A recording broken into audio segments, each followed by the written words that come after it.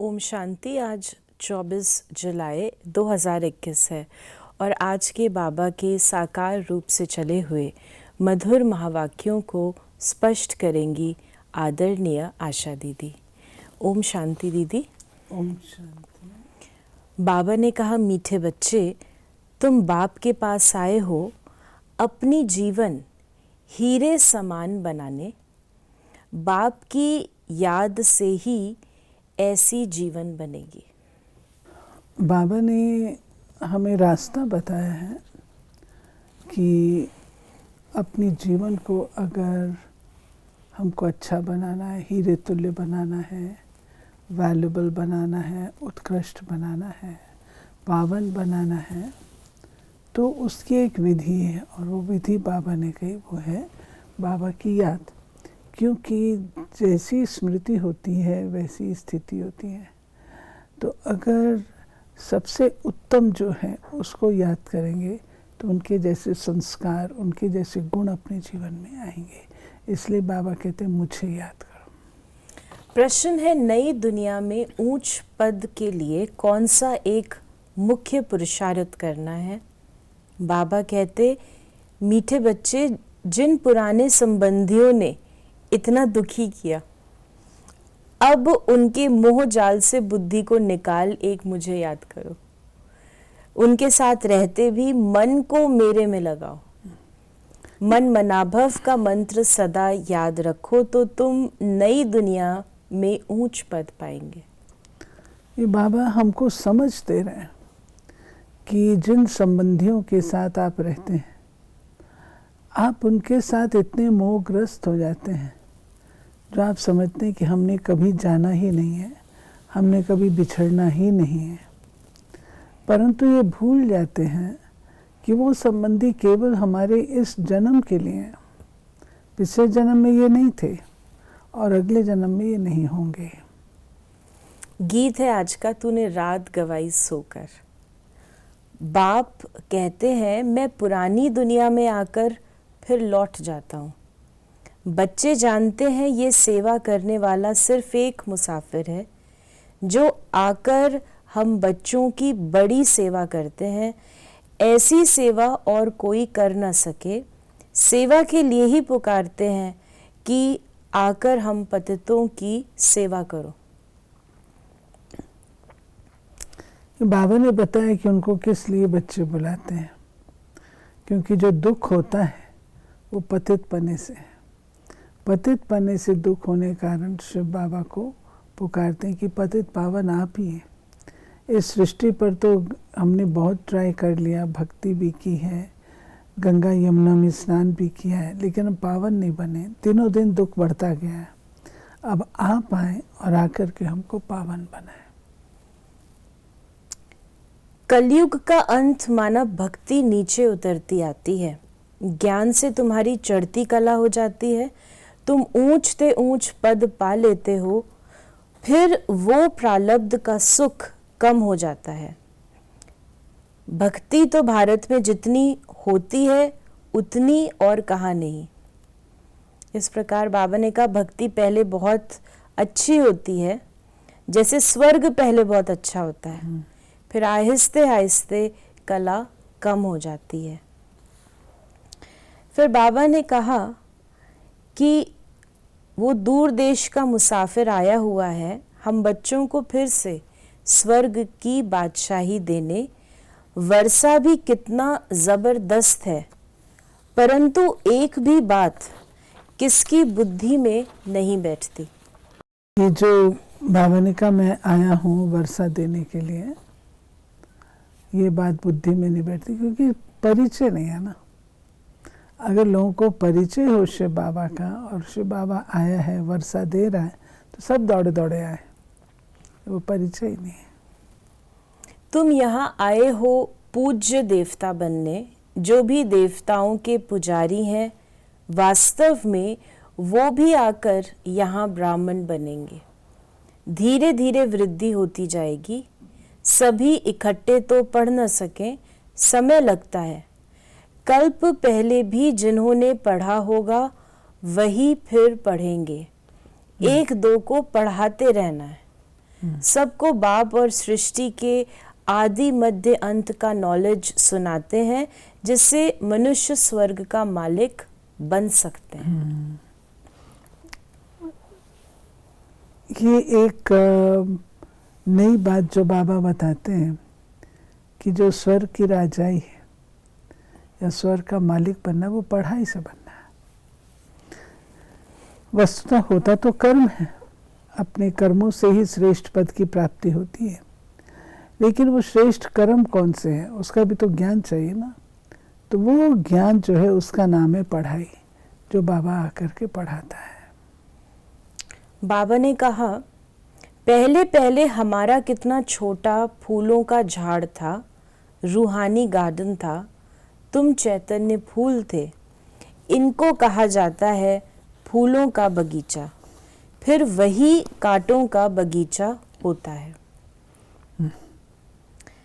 बाबा ने कहा, student life is the best life कहा जाता है, वो बहुत अच्छी होती है।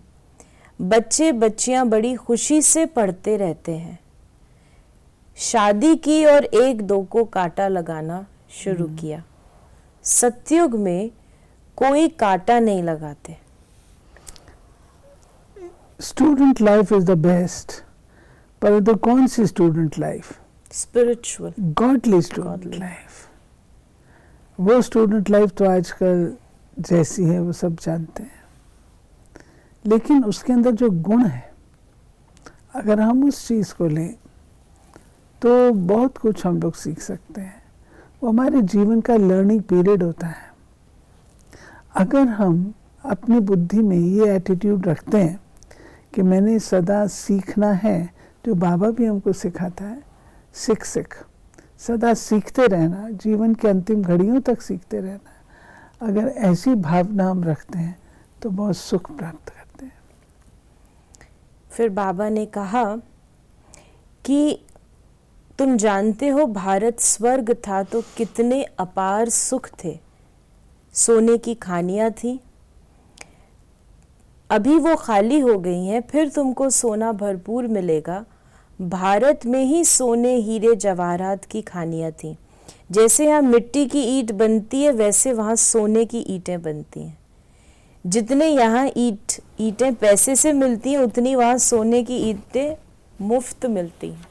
रात दिन का फर्क है। फिर बाबा ने कहा कि बाप कहते हैं पुराने संबंधों में तुमको कितना दुख उठाते हो।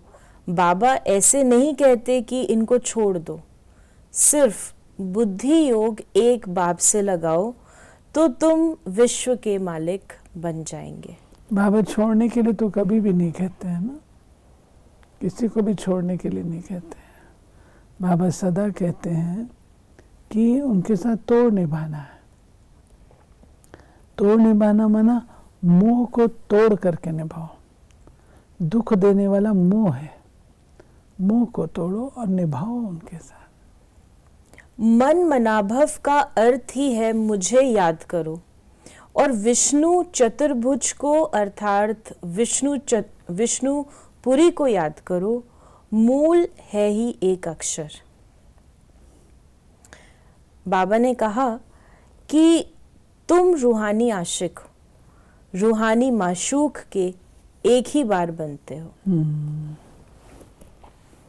बाकी तो सब मनुष्य है जिस्मानी आशिक माशूक। तुम जानते हो हमारा जब राज्य होगा तो वहाँ कोई पतित होगा ही नहीं। सारे विश्व पर ज्ञान वर्षा हो जाती है, सब कुछ हरा भरा हो जाता है। फिर बाबा ने कहा अब तुम बच्चों को कितनी खुशी में रहना चाहिए।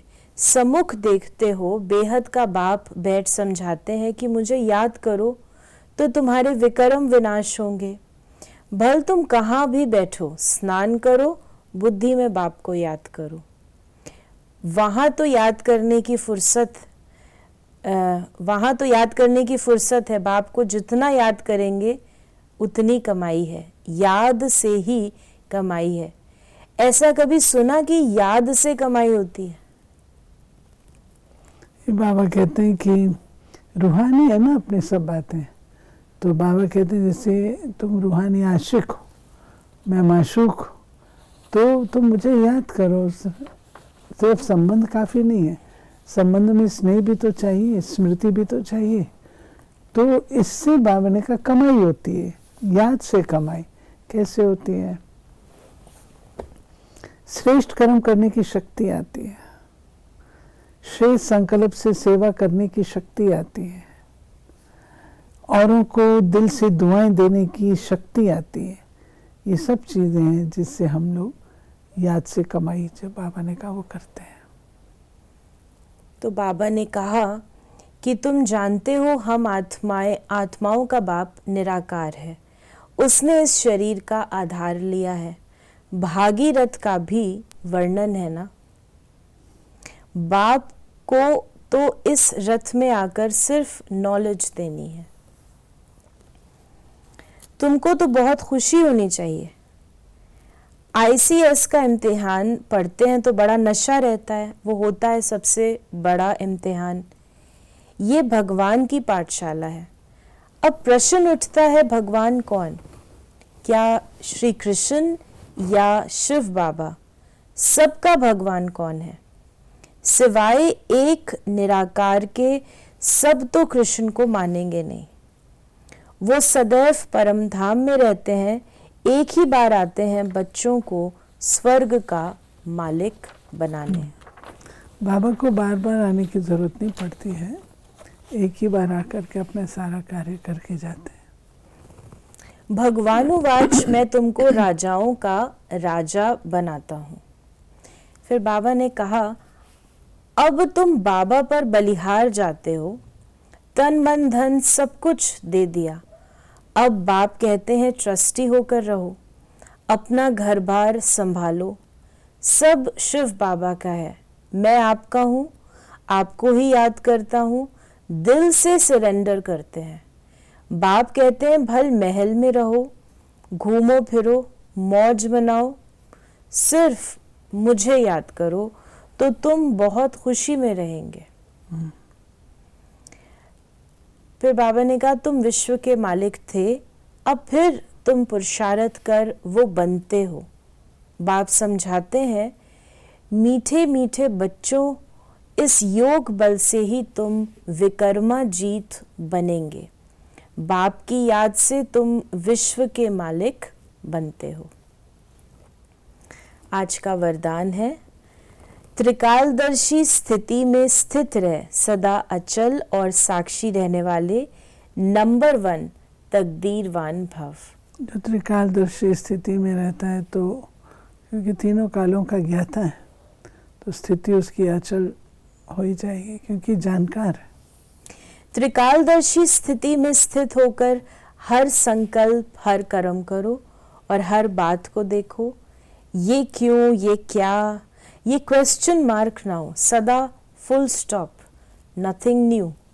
हर आत्मा के पाठ को अच्छी तरह से जानकर पाठ में लाओ। आओ आत्माओं के संबंध संपर्क में आते न्यारे और प्यारेपन की समानता रहे तो हलचल समाप्त हो जाएगी। ऐसे सदा अचल और साक्षी रहना, यही है नंबर 1 तकदीरवान आत्मा की निशानी। स्लोगन है सहनशीलता के गुण को धारण करो तो कठोर संस्कार भी शीतल हो जाएंगे। सहनशीलता, लोग सहनशीलता को कमजोरी समझते हैं, लेकिन ये शक्ति है। तो ये थे बाबा के आज के महावाक्यों का स्पष्टीकरण। यदि आपके मन में कोई सवाल है तो आप SMS करें या WhatsApp करें 8826599309 पर, और हम आपके प्रश्नों का उत्तर प्रश्नोत्तरी कार्यक्रम में देने का प्रयास अवश्य करेंगे। ओम शांति।